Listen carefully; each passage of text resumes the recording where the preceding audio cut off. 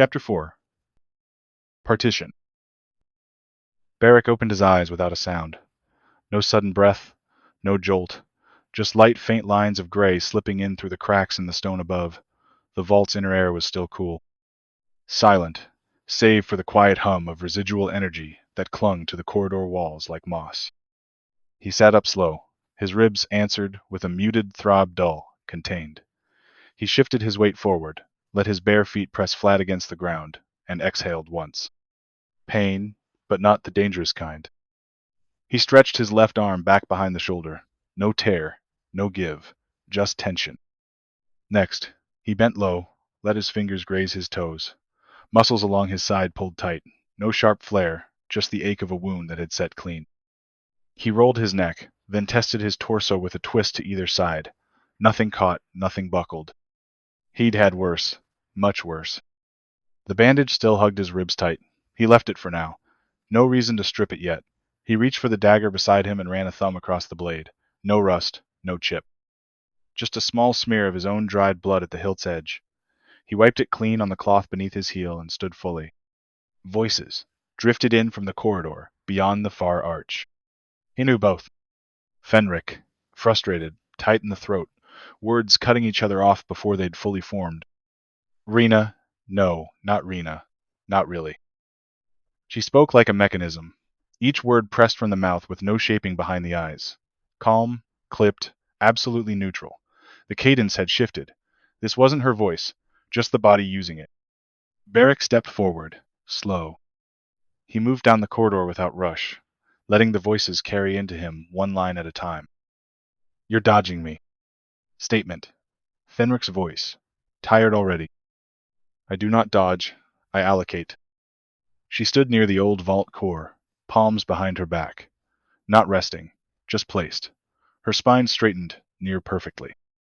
Her glow was minimal thin threads of amber along the underside of her arms, dancing with each syllable.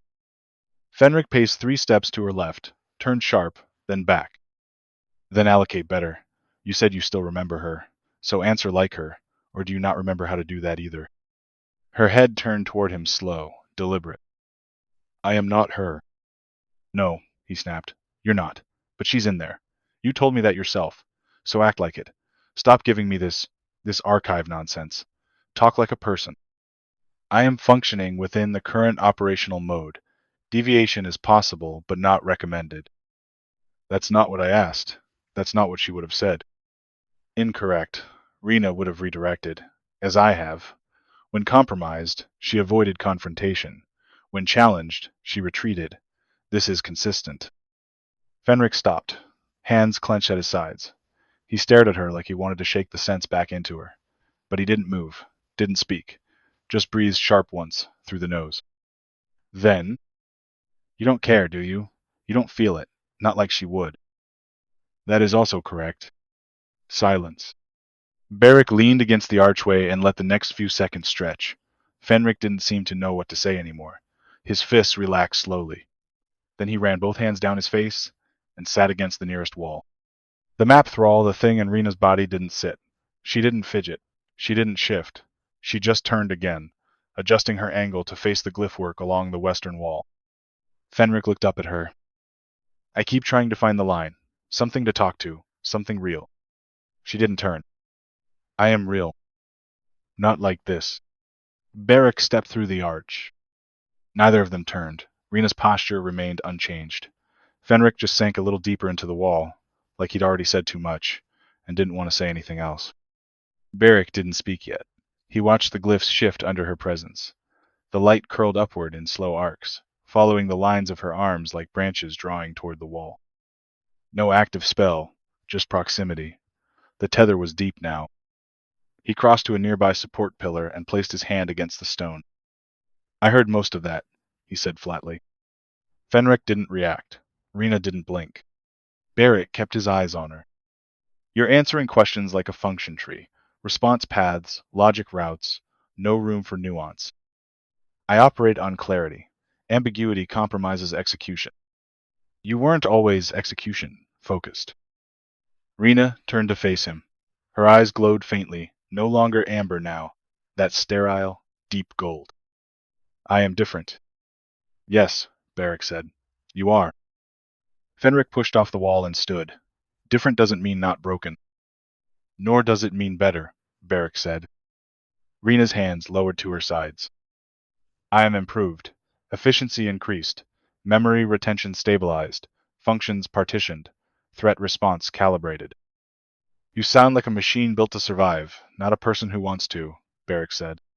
She didn't reply. Berik took a step closer, then stopped a few paces from her. You knew the vault was active before we did. You rerouted light, restored glyphs, awakened tethered runes, and adjusted the containment fields in less than a day. I know arcanists who'd need a full crew in 6 hours just to chart that process. Affirmative. You spoke to the vault like it recognized you. Affirmative. Do you know why? Her pupils contracted, not from thought, from change. Part of me was keyed to this network. Not originally, but I've since adapted. The glyphs mirror familiar structures, ancestral, likely derived from early Codex remnants. Fenric blinked. Codex? As in? Affirmative. He looked at Berik. You didn't mention that. I didn't know, Berik said. I still don't know what that means, Fenric snapped. It means she's more than just a map. She's a tool, one tied to systems older than your guilds. Rina nodded once. That is accurate. Fenric's voice cracked. And you're fine with that? I am stable. That's not what never mind. Fenric turned away, pacing hard now. He stopped beside the cookpit and stared at the pile of stripped-down gear. Berik moved closer to her. He circled slow, watching how she tracked him, always precise, never evasive. The glow in her limbs followed with subtle pulses, always symmetrical. He stopped in front of her, met her eyes directly. Rina. Yes. What's the likelihood of recovering you to your previous state? She blinked once. The first non-calibrated action she'd made in minutes. The glow along her ribs flickered. Berik didn't move. Neither did Fenric. The silence carried, deeper than the stone, longer than the air. Then, she answered. Not immediate, not automatic, but real. She said, unknown. Then quieter. Low. Berik didn't blink. Fenric stopped breathing for a beat. Rina's voice thinned at the edge. I am still her, but not entirely. The partition is complete. Reversing it would require untethering the core. Doing so may terminate both aspects. There is no guaranteed method. Berik didn't lower his gaze. So there is a chance. Affirmative. How low? Estimated success rate, 8.3%. No one spoke. No one moved. Then Berik asked, voice even. And what happens to the part of you that isn't her? Rina hesitated. Dormant. Or hostile. Contingent on method. Define hostile. System may resist separation. May interpret act as self-destruction. Outcome unknown. Berik nodded once. Then turned. And walked away. Rina didn't follow. Fenric stood frozen, staring at nothing. The silence returned. Not empty, just heavy. Berik moved through the vault's side chamber in silence. The back half of the room had been converted, if the word applied, into a kind of supply cache. Crates cracked open. Tools laid out on the stone in neat rows. Salvaged parts. Broken clasps. Bits of cord. He crouched near the makeshift table Fenric had hammered together and checked the flint spark wire coiled into the corner. Still dry. Still viable. He wrapped it twice around a belt loop and cinched it tight. Next, smoke beads. 2 cracked, 4 left. He ran a thumb across the clay casing of each. Solid. A short blade slipped into a side sheath at his ribs. Another nestled inside his left boot. The larger dagger, the one with the worn hilt and red cord wrapping, he placed with deliberate care, just above his right hip. Familiar weight, measured. He pulled the bandage from his side last. The gauze clung stubbornly at first, then let go with a faint pull and the smell of old blood and alcohol tincture. The skin beneath had knit, though bruising still shadowed the ribs from hip to underarm. He rolled his shoulder, twisted again, then reached for the spare tunic, dust-colored, tight fit. He pulled it over his head in one motion, adjusted the neck, then reached for his cloak. Footsteps echoed from the vault's entrance. He didn't turn. Fenric's boots dragged a little more than usual. Not exhaustion, just reluctance. His breathing sounded tight at the threshold. Berik finished buckling the outer flap of his cloak and turned. Fenric stood a few paces back, arms crossed, jaw set. Same face, same dirt under the eyes, but something in the posture had shifted. The words were still building. "You're heading out?" Fenric asked.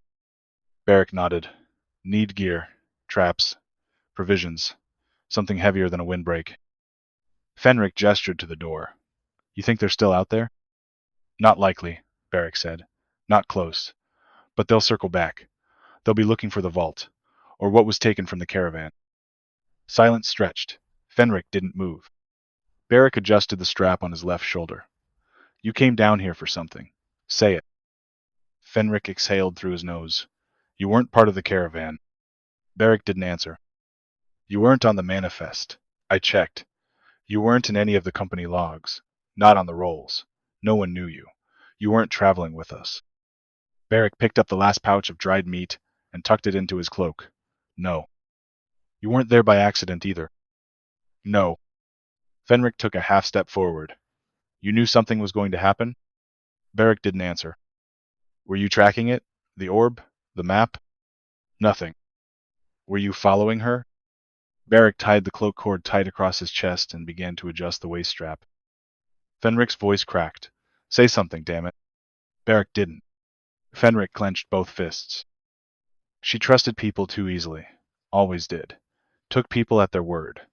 Thought that made her strong. She wouldn't have seen it coming. You knew something was wrong. You knew." Berik placed a second flask into his side pouch. No expression. "Then?" "How did you know Rina?" The sound of his own voice surprised Fenric. The words came too clean, too right. Berik moved. Fast. Before Fenric registered the shift, Berik's leg swept low boot hooking behind Fenric's ankles. The novice hit the ground hard, ribs first. He rolled to rise but didn't make it. Berik's knee dropped to his chest, pinning him. The dagger, the familiar one, was already at his throat. The edge didn't press, but it hovered just close enough. Berik's face was still calm, but his hands were shaking. His voice, when it came, scraped like dry stone. "Drop it." Fenric froze. Berik's eyes didn't blink. Every line in his face had drawn tight. The mask he always wore, detached, focused, cracked at the edges. What sat beneath was worse. There was rage there, and not the useful kind. Not the cold, professional kind. This was something deeper, something that had steeped in silence. His breathing hitched once. Then he pulled the dagger away. Not slow, but sharp, like the decision had hurt. He stood and stepped back. Fenric gasped once, then scrambled to his feet, hand already halfway to his belt. Berik raised a hand, palm outward. "Don't." Fenric's fingers hovered near the hilt. Berik didn't move. "You don't need to die." Fenric's hand trembled. Then slowly, he lowered it. But his eyes didn't. His voice came quiet. "Neither did she, but here we are." Berik didn't answer. Fenric stared one more beat, then turned and walked from the chamber, each step stiff with something close to hatred. Berik stayed where he was, the dagger still loose in his grip. He looked down at it, then at the stone where Fenric had fallen. The shaking didn't stop, but no one saw. The vault's outer corridor bent slightly west, where the entrance slumped inward beneath the half-collapsed arch. Berik moved along it without rush, though each step landed exact. The cloak's edge swept the sand in his wake, its hem stained faint with dry blood and ash from the first day's flight. He passed the central chamber, the one with the broken slab and the melted ceiling. She stood there, just outside its edge, not moving, not speaking, watching the dim glyph light pulse across the wall. She didn't look up. He didn't stop. But as he passed, he said it just loud enough for the vault to carry the shape of the words.